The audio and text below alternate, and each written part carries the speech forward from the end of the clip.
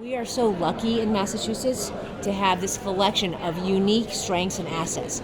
We have the world's best universities around the world, the best brains coming here. We have this incredible network of hospital systems, leading hospitals doing the best research, diagnosis, and treatment of patients from around the world.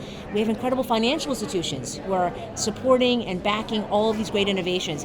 And then we've combined all of that with help from the state government to create the life sciences industry here. And so if you look at Massachusetts, we are arguably the leader in the country and the world around curing and solving the hardest medical problems. And that is an important part of our economy. And we also want to make sure we do our part to solve these diseases, to really help patients live healthier, happier, better lives here in the country and around the world.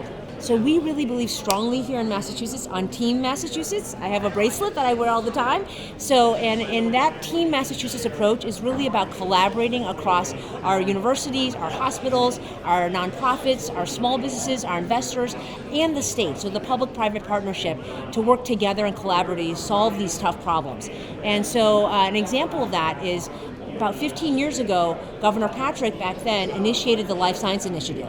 And that investment in that industry helped catapult all of these great innovations that we now see. And you can also look at what happened during the pandemic. During that COVID era, we all pulled together as Team Massachusetts to really be at the forefront of bringing the best COVID cures and testing to everyone around the world.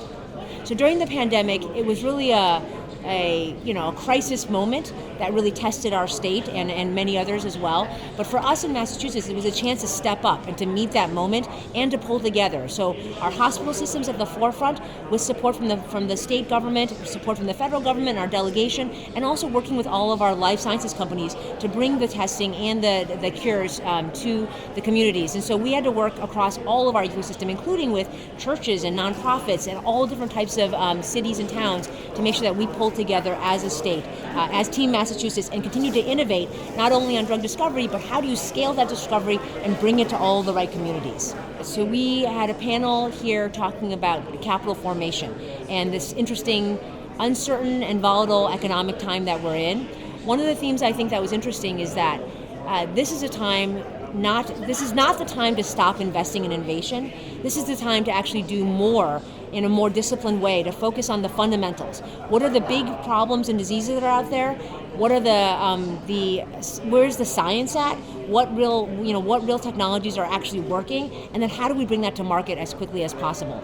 This is one of the reasons why Governor Healy in her speech yesterday talked about the importance of, in any environment, but especially right now, we're at the cusp of so many new technologies and new developments. This is a fascinating time for science.